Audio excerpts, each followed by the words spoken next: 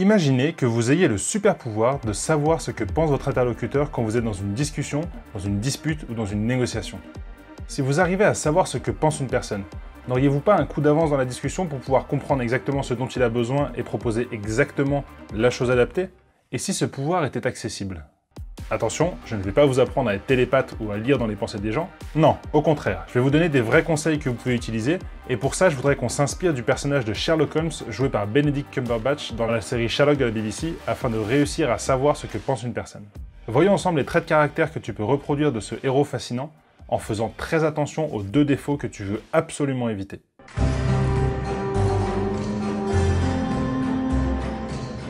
Pourquoi il fascine?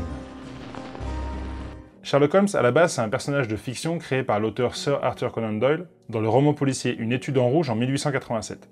C'est un détective privé anglais doté d'une intelligence rare et qui est connu pour ses traits caractéristiques. Sa pipe, sa casquette à oreilles et son acolyte le Dr Watson avec la fameuse phrase « élémentaire mon cher Watson ». Ce personnage très typé de Conan Doyle a été plusieurs fois adapté à l'écran, mais la performance de Benedict Cumberbatch dans la série de la BBC est époustouflante. La BBC nous propose un reboot contemporain du personnage de Conan Doyle et a proposé ce personnage à l'acteur anglais très charismatique, Benedict Cumberbatch. Et le personnage qu'il a interprété, il plaît. Il plaît et on le déteste un peu. Et c'est ça qui est fascinant. Il est excellent dans ce qu'il fait parce qu'il arrive à comprendre exactement ce que pensent les gens et à déduire énormément de choses, mais d'un autre côté, il est aussi très désagréable et impertinent. Bref, il dégage un truc, il fascine, il est mystérieux, il est très pince sans rire parfois, mais surtout, il est extrêmement vif et perspicace dans les différentes situations, pour comprendre très rapidement ce qui se passe, et pour comprendre surtout très rapidement quand il discute avec quelqu'un, de quoi il s'agit, ce que pense la personne, et en déduire les conclusions dont il a besoin pour son enquête. Et pour voir un petit peu les points forts et les points faibles de Benedict Cumberbatch et comment tu peux t'en servir, je vous propose de regarder ça à travers les 10 compétences clés qui sont défendues par Marwan Méry et Laurent Combalbert dans leur livre Négociator. Laurent Combalbert, c'est un ancien négociateur du RAID qui a créé la branche de la négociation du RAID et qui a théorisé la négociation pour tout ce qui était prise d'otages et toutes ces choses-là. Et Marwan Méry, c'est un expert en négociation. Et dans ce livre, qui est une vraie bible de la négociation, ils expliquent la totalité du processus de la négociation, et dedans, ils parlent des 10 compétences clés du négociateur.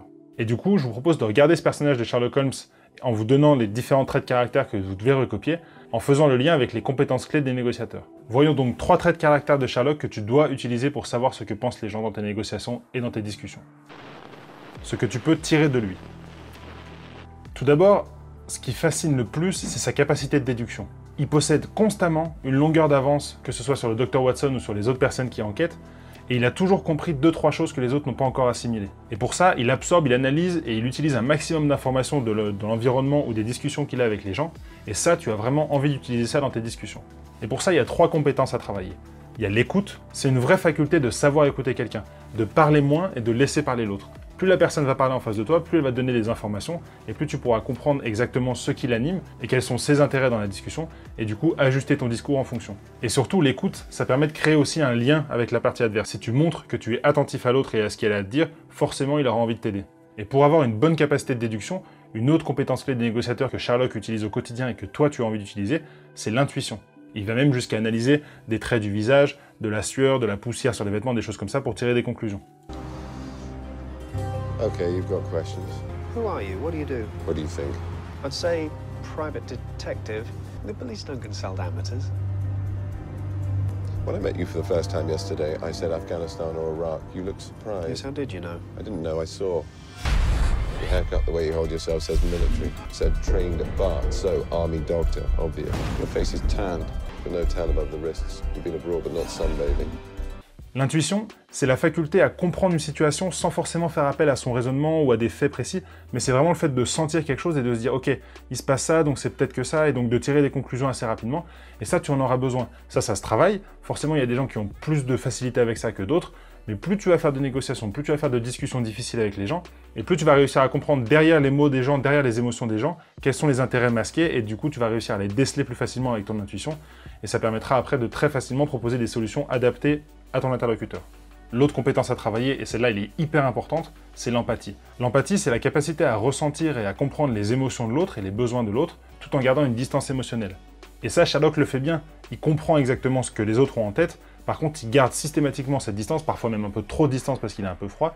En tout cas, il sait exactement ce que ressentent les gens quand ils discutent avec eux. Et il n'y a pas de secret, si tu veux faire des liens très rapidement, si tu veux déduire des choses très rapidement comme Sherlock, il va falloir que tu apprennes certaines choses. en amont d'une discussion, en amont d'une négociation difficile, c'est important que tu apprennes les différentes émotions qui peuvent traverser ton interlocuteur, c'est important que tu apprennes les différentes tactiques de négociation que tu peux utiliser, parce que comme ça, tu pourras facilement étiqueter l'émotion de ton interlocuteur dans la discussion. On pourrait penser que vous ressentez un petit peu de crainte, que je vous arnaque sur ce dossier, ou bien il apparaît que vous ayez un petit peu d'ennui dans cette discussion. Ces émotions-là, c'est important de les connaître à l'avance, que tu arriveras beaucoup plus facilement à les formuler. Pour ça, pas de secret, il faut les apprendre. Moi, j'ai une liste comme ça à côté de moi dès que j'ai une négociation difficile. Ces émotions, je te les affiche à l'écran, je te conseille de les apprendre parce que ça peut te servir pour tes futures discussions. Et une dernière chose, c'est que quand tu reconnais une émotion chez ton interlocuteur, valide cette émotion. Si la personne est en colère, ne lui dis pas qu'il a tort d'être en colère. Au contraire, tu dis « je comprends que vous soyez en colère. Si moi j'étais dans votre situation, je serais en colère aussi ».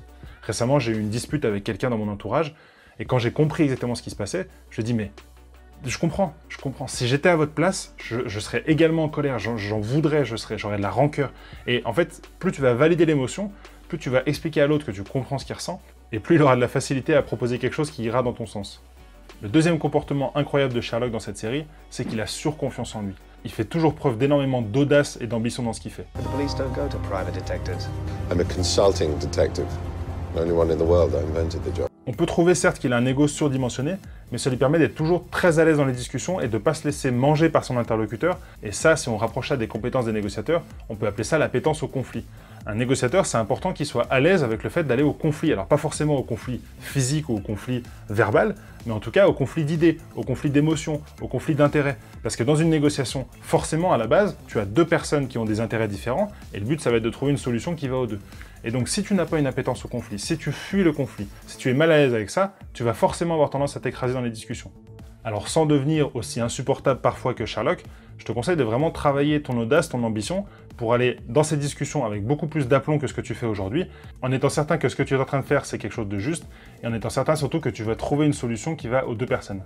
Et la troisième chose que fait Sherlock parfaitement, c'est qu'il fait des erreurs et qu'il les accepte. C'est un enquêteur, donc forcément ça lui arrive parfois de partir sur une mauvaise piste, d'aller très très loin dans la piste, et puis après de dire bah non finalement c'était pas ça, puis de partir dans une autre piste. Et lui il passe pas très longtemps à se dire qu'il a raté quelque chose, au contraire il va très très vite trouver une nouvelle piste, et c'est important dans tes discussions d'accepter le fait de faire des erreurs. C'est important d'accepter d'échouer une négociation de temps en temps, c'est important d'accepter le non dans la discussion. Un non est hyper important dans une négociation et c'est important pour toi que tu l'acceptes. C'est pas un échec d'avoir un non, au contraire ça permet d'ouvrir de nouvelles portes. Et il faut accepter de faire des erreurs. Et ce que fait très bien Sherlock, ou ce que font aussi très bien certains mentalistes par exemple, c'est que quand ils discutent avec la personne, ils essayent de comprendre des choses et s'ils se trompent, tac, tout de suite ils changent et ils proposent quelque chose d'autre. Sherlock il pourrait dire par exemple, on pourrait penser que vous aviez une dent contre cette personne-là. Non mais alors du coup, pourquoi vous étiez là? Ah d'accord, et du coup c'était ça. Et du coup très très vite, même s'il part sur une fausse piste et que la personne lui dit qu'il a tort, il va rebondir sur quelque chose d'autre. Et toi c'est pareil, tu dois faire preuve d'agilité dans ta discussion. C'est important de pouvoir improviser et t'adapter à ce que va dire l'autre.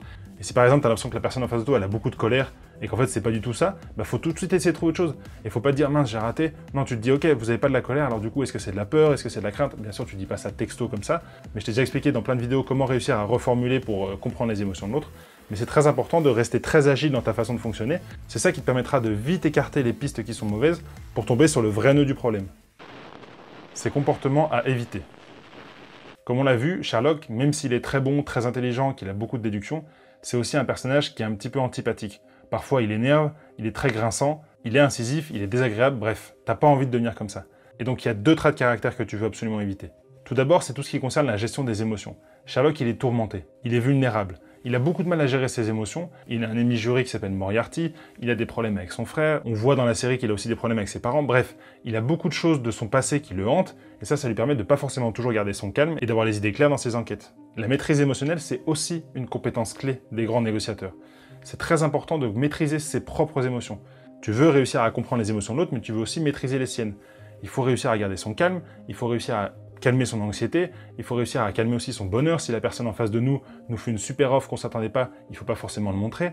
Et surtout, la maîtrise émotionnelle, ça te permettra de répondre à l'agressivité de façon intelligente. Plus tu arriveras à maîtriser tes émotions, plus tu seras à l'aise face à des personnes qui sont colériques, qui sont agressives, qui ont de la mauvaise foi, qui sont frustrées. Toi, tu réussiras à garder ton calme. Et comme je te disais récemment, plus la personne est désagréable, plus tu dois être sympathique avec lui. Et cette capacité dont Sherlock manque de surmonter les traumatismes et de passer au-delà des erreurs du passé, on appelle ça la résilience, et c'est encore une compétence clé des négociateurs. La résilience, c'est de regarder les traumatismes et les erreurs que tu as vécues avec un œil bienveillant et de voir quels sont les enseignements que tu peux en tirer pour mieux réussir tes discussions aujourd'hui. Et enfin, l'erreur que fait Sherlock souvent, c'est le fait de ne pas prendre son temps. Sherlock, il est brusque, il est impulsif. Alors que dans une négociation, dans une discussion difficile, le temps est ton allié. Prends le temps en amont de la discussion de bien te préparer. Pendant la discussion, prends le temps d'écouter l'autre, prends le temps de faire des silences de temps en temps, prends le temps de reformuler si c'est pas clair. Et après la discussion, c'est très important de récapituler tout ce que la personne a dit. Toutes ces choses-là te permettront dans une discussion de beaucoup mieux comprendre ce que pense la personne en face de toi et du coup de lui proposer des solutions adaptées à son problème. Et les 3 compétences clés du négociateur qui manquent encore à Sherlock, c'est la gestion du stress, la coopération et l'assertivité. Pas besoin d'être télépathe pour savoir ce que pense l'autre. Si tu arrives juste à l'écouter, à reformuler, à comprendre ses émotions et à proposer des choses adaptées, tu as de grandes chances de gagner tes discussions et tes négociations difficiles. Et si d'ailleurs tu veux voir comment négocier avec des gens difficiles grâce au dilemme du prisonnier, je te détaille tout ça dans cette vidéo. On verra ensemble la bonne manière pour aborder des gens qui n'ont pas envie de discuter avec toi. Allez, on se voit là-bas ou dimanche prochain, et d'ici là, négociez mieux et soyez audacieux. Ciao!